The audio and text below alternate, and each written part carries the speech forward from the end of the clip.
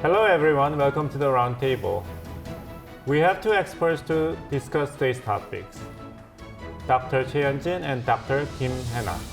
Dr. Hyunjin is professor of political science at Kyunghyun University, and Dr. Kim is a professor of international studies at Seoul University. Happy New Year to both of you. Happy New Year. Happy New Year.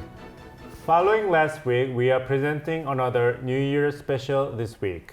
Ringing in the new year, heads of state issue New Year's messages. Professor Choi, please explain our viewers the significance and the usual content of New Year's message delivered by leaders of the world. So every New Year, some country leaders delivers a speech where they talk about their plan and what they want to achieve in the new year. So these speeches are like a guide, and they help people understand what the government is thinking and what they can expect in the coming year. Right. So today we are going to place New Year's messages by President Yoon Suk Yeol and leaders of key neighboring countries under the microscope. Let's start with President Yoon's address. This year, President Yoon has entered his third year in the office. So what are the key words in the New Year's message delivered by the South Korean President Yoon Suk Yeol? I think President Yoon emphasized several words. For example, he used the word citizen or 국민 about 28 times in the speech. He also used the word economy 19 times and the word reform 11 times. So this indicates that President Yoon is emphasizing the need to boost the economy and provide job security.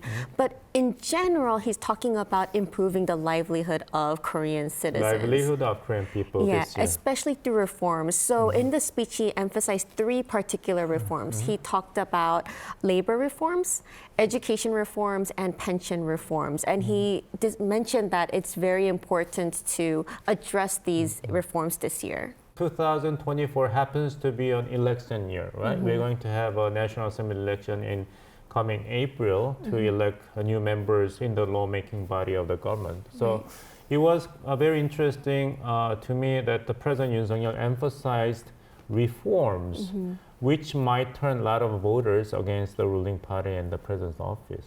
Right, but I think the way in which he emphasized it was to show that he is going to continue to help the everyday civilian and to kind of show that he understands their positions and in that way. So it is attempts to reach out the general public. Right. Professor Choi, I was curious as to what keywords you picked. My keywords are security and strength. President Yoon really focused on keeping the country safe, especially from North Korean threat. So he emphasized the importance of extended deterrence in cooperation with the United States. Also, he introduced a defense plan based on three parts. The first one is strategy for preemptive attack to prevent further threat from North Korea. And this is called the kill chain. And secondly, strategy to intercept incoming missile. This is Korean version of a missile defense. And lastly, plan to destroy the enemy missile bases if needed. And this is a massive retaliation and punishment. So based on these three parts of a defense plan, he emphasized that security is crucial for South Korean economy to thrive and also helping people to live without worrying about their safety. So Dr. Bong, what was the point of interest for you? Well, I'm going to tell you two things. One is not in the address as many times as used to be in the previous addresses by President Yoon, and the other one is the word newly introduced in the New Year's message. Entrepreneurship is a kind of new word entering into his New Year's message to South Korean people. So I think his policy to help revive the national economy of South Korea in the year 2022 would be emphasizing free market capitalist principles and the encouragement of the entrepreneurship. But what's missing conspicuously to me is the word freedom. Freedom used to be his favorite vocabulary in his previous addresses, but this time the word freedom is largely missing. President Yoon pledged to complete a strengthened South Korea-U.S. extended deterrence by the first half of this year. So it is necessary to scrutinize U.S. President Joe Biden's New Year's message. Professor Kim, has U.S. President Joe Biden actually made New Year's message or not? So yes and no. Yes and no. So he didn't, in the sense that usually American presidents deliver a State of the Union address before Congress in late January or in early February. So before then, President Biden decided to give a short speech during an interview with ABC's Dick Clark's New Year's Rockin' Eve on December 1st to address the people on New Year's Eve. Right. I also watched him delivering the New Year's message to American people in lieu of the official New Year's message. And he seems to try to really emphasize that his administration has been quite successful in overcoming the economic backlash of the COVID-19 pandemics for the past 4 years. Right. During that speech, he mentioned the increasing job opportunities. So, for example, he mentioned that there have been over 18 million job opportunities that were created during his administration. And most likely because the elections are going to be coming up later this year, he probably doesn't want to focus on more severe issues such as high levels of inflation or issues related to inequality. He wants to focus more on the economic achievements that were made during his term. Yes. Professor Choi, alongside with the emphasis on the economic recovery of the United States, he also highlights that his determination to further boost the global status of the United States. What do you think of this message? Yes, he said America is in a better position than in any country to lead the world. From the beginning of his term, President Biden has focused on re-establishing American global leadership and also the role of traditional diplomacy. And now the United States is facing a number of international challenges, including the war in Ukraine, following the Russia's invasion, the war in the Middle East between Hamas and Israel, and the growing power of China in the Indo-Pacific region, and also tensions over the Taiwan Strait. So with all of this conflict going on in Europe, Middle East, and also East Asia, the United States and also President Biden said like this, so we are in a better position. We are in a better position to lead the world. Okay? So by saying this on the New Year's Eve, I guess President Biden has reaffirmed his commitment to the global leadership and diplomacy. Right, 2024 has been quite a busy year for U.S. President Joe Biden because of the ongoing conflict in Ukraine, but also the flare of the military conflict in the Gaza Strip between Israel and Hamas. Yeah. What do you think about New Year's message?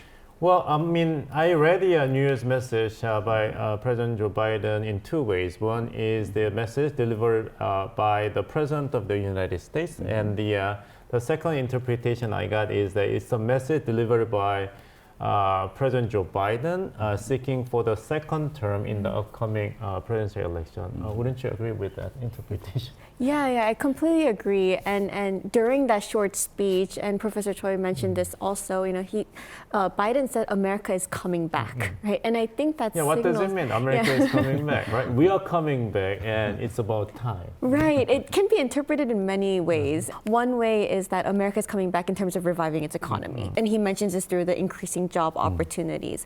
Another way to interpret this may be that America is coming back in terms of the elections, and there may possibly be another Biden-Trump debate happening. So in that sense, it could be America's coming back in that way. But I think, as Professor Choi mentioned also, America's coming back because it's going to continue to be the global leader, and it's going to continue to strengthen its power under his administration. And I think that's what he's trying to campaign this year. Right. We are all looking forward to the another showdown, probably between former President Mr. Donald Trump and the incumbent President Joe Biden in November. On New Year's Day, U.S. President Joe Biden exchanged congratulations with the Chinese President Xi Jinping on the 45th anniversary of diplomatic ties between the two countries. In his message, the U.S. President said that he is committed to managing these important relations with China responsibly. Professor Che, what do you make of the message?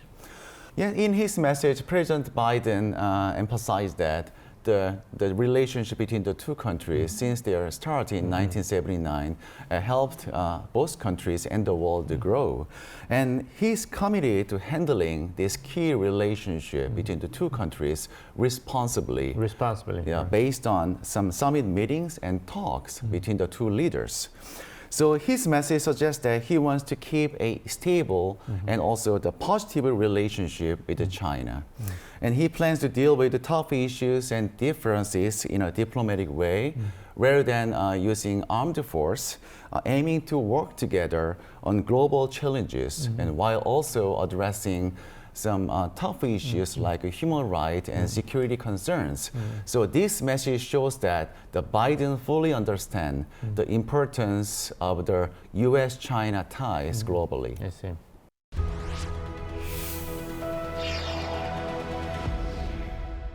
We are going to first see a photo of the leader who delivered the New Year's address, so we'll deal with next. In the photo, he looks much younger than now. But Professor Kim, can you guess who the protagonist in the photo actually is? Yeah, he does look much younger, but I imagine it's Xi Jinping. Xi Jinping, right. Ushering in the New Year, Chinese President Xi Jinping delivered an 11-minute speech on New Year's Eve. During the televised address, several family photos were spotted in his office, catching public eyes as we show our viewers. Professor Kim, what intention must be behind Xi Jinping government showing these photos? So I think it can be interpreted in many ways, but last year when President Xi Jinping gave his speech, there were only 4 family photos in the background. This year, most of the pictures were focused on the family, and so I think there were 2 reasons why he did this. First, he probably wanted to give off a more family-based image and show that he's a friendly, family-oriented leader who the public can understand and relate to. But also, he also wanted to address the issue of the birth rate in China. So China's birth rate, there's declining birth rates in China right now, and so he probably wants to tell the Chinese people that family is very important, children are important, we should focus on having families, and so in a way maybe sending an indirect message about increasing the birth rates. I see, that's very interesting interpretation. It seems as if he wants people to understand his implicit message hidden in the photos, as Professor Kim well explained. But Professor Choi, there are other photos hanging in his office. Yes, there are other photos as well. And one of them was interesting. There was a young Xi Jinping with 2 former leaders, Jiang Zemin and Hu Jintao.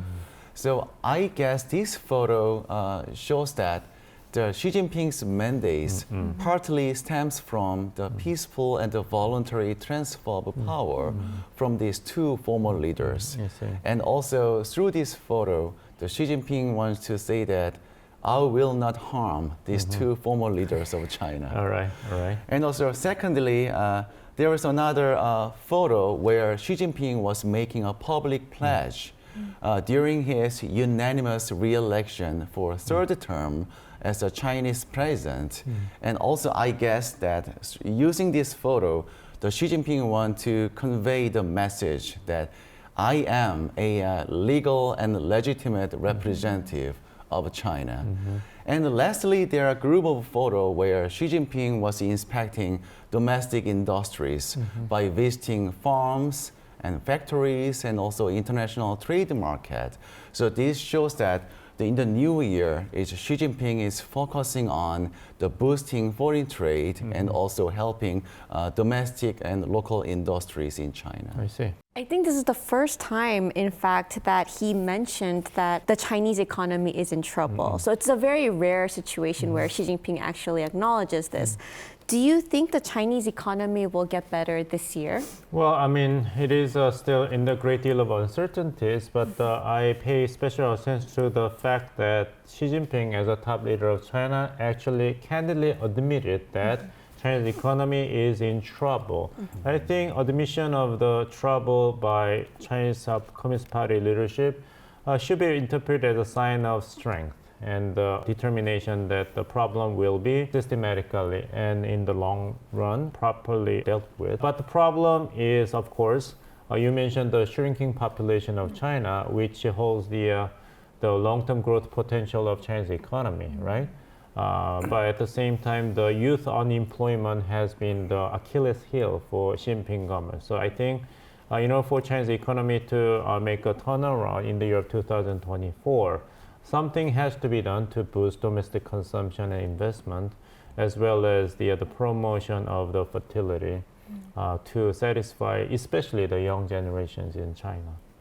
As you mentioned, President Joe Biden of the United States actually sent a very friendly message to Xi Jinping government in China in commemoration of the 45-year-long partnership between China and the United States since the normalization in 1979. So wouldn't you expect very pragmatic yet prosperous, friendly relationship between Beijing and Washington in the year 2024? Yes, I think so. So economic recovery is a priority for Beijing right now. And for the United States as and well, also, right? yeah, right. Yeah. So also the U.S. has a very important election as well. And therefore, this new year, I expect more talks and negotiation between the two countries rather than confrontation. Right. As a host of this show, I have to say thank you to you to make all of us watching this program feeling really good about 2024. Yeah. In the New Year's message, the Xi also asserted that the reunification with Taiwan is inevitable. So what can we deduce from his remarks? Well, if I might play the role as a spokesperson of the Xi Jinping government for 2 minutes, then it is just a standard response, which is expected from any Chinese Communist Party leader, that China's unification with Taiwan is inevitable. The message did not say that China will do everything immediately to achieve forceful reunification with Taiwan before the end of the 2024. It is just a repetition of the standard position of the government in Beijing that China's reunification with Taiwan based upon one China policy is reformed and the reunification is eventually inevitable. What do you think? So I kind of agree because it may be standard protocol, but last year President Xi Jinping mentioned Taiwan, but he didn't mention reunification. Oh. But this year he mentioned Taiwan and he explicitly stated that reunification with Taiwan is inevitable. So I think he did this for a particular reason. I think he's quite concerned about the Taiwanese elections that are coming up next Dr. week. Kim, you are really strong on detail, and the devil really exists in the detail. Right. So I would pay attention to the result and the aftermath of the presidential election in Taiwan, which is will be held right after airing of this program on the 13th of January. On the 13th, yeah. So right now the anti-China leader is in the lead by a very small margin. And so President Xi Jinping probably wants to send a warning, but also show indirect support for the pro-China leader as well. So I think there's somewhat of a message there. Right. It'll be a very interesting time for the cross-strait relations between Beijing and Taipei. For South Korea, relations with North Korea are as important as those with the US and China. Ringing in 2024, North Korean leader Kim Jong-un exchanged New Year's messages with Xi Jinping. Professor Choi, does this indicate that North Korea is going to try to mend the fence with Beijing in the year 2024? Because North Korea has been making a strategic shift closer to Moscow in the year 2023. Yes, somewhat. So we know that in the last 2 years, there is a very close tie between Pyongyang and Moscow. Right. And there is a summit meeting between Kim Jong-un and Putin. Yeah, last September. Right. And also there's an arms deal between the two countries. But there was some observation that this close tie between North Korea and Russia made the Chinese government somewhat uncomfortable. Because as North Korea moves close to Russia, the China's influence over Pyongyang diminishes. And also, if there is additional international sanctions against North Korea for its arms deal with Russia, the China may not be as willing to side with Pyongyang as before. Kim Jong-un also understands this concern of China, and therefore, by making this New Year's message with Beijing, the Kim Jong-un maybe try to alleviate this Chinese concern and also maintain some balance between Russia and China. Right. I mean, if you discuss this matter based upon common sense that two must be better than one for North Korea. Right? Yes, of course. How about you, Professor Kim? It is interesting that Kim Jong-un, once again, did not deliver New Year's messages to his people. And second, the Workers' Party of North Korea held the 9th enlarged plenary session of the Central Bureau. Right, so as you and Professor Choi mentioned, Kim Jong-un did not give a speech, and he hasn't done so since the year 2000. So this is often substituted by the year-end plenary session report. So one thing that particularly stood out this year was that Kim Jong-un said that the relationship between North and South Korea is a hostile one between two warring countries. So what really stood out was that he said two warring countries. So this is the first time North Korea has recognized or acknowledged South Korea as a country, which may show that it's to a certain extent relinquishing its one Korea policy. Right. I think in that sense, he may also be indicating that since he said it's two warring countries, this may also provide him more justification as to developing North Korea's military capabilities. Yeah, that's a very interesting sign that I agree with you that because in the previous statement issued under the name of the powerful sister, KimYo-jong, that the statement made a reference to South Korea not as Namjoseon, the illegal and puppet regime in the South, but 대한민국, that's the official title of the Republic of Korea for South Korea. I think this is the first time they did that. Right, so. right. So here I'm wondering if the two Koreas have really crossed the bridge of no return. And also if North Korea really gave up normalizing its ties with Washington. So what do you think? Well, I guess Kim Jong-un government is going all in to maximize the benefits from its meddling with first National Assembly election in April in South Korea to weaken the power of the Yoon Suk Yeol governments and undermine the public support for the expansion of trilateral security cooperation between South Korea and the United States and Japan toward North Korea, and the meddling with the U.S. presidential election if it can. So basically, North Korean leadership is waiting for the return of former President Donald Trump so that it may rewind the same scenario that it played in 2017 and 2018. And one more interesting observation I make in the 9th plenary session of the Central Bureau of North Korea's Workers' Party is that it denounces the inter-Korean cooperation or even reunification between the two Koreas. It is very interesting that Mr. Kim Jong-un declared that unification is already bygone conclusion because South Korea does not have the proper status and the quality as our partner of unification. So if we buy into his own rhetoric, then South Korea has a lot of homework to do in order to catch up with North Korea. In the statement, Kim Jong-un made it clear that the party and the country have to finish the accomplishment of the midterm military modernization program, which was announced in January 2021. So we are going to see more and more provocations and tests by North Korea to achieve the goals of the military modernization in the new year. Marking the beginning of the new year, we have had a comprehensive discussions on New Year's messages from President Yoon Suk Yeol and leaders of neighboring countries. I hope that we'll be able to see both the economy and global situations become more stable in the new year. Professor Kim and Professor Choi, thanks for joining us and Happy New Year again. Thank you. Thank you very much.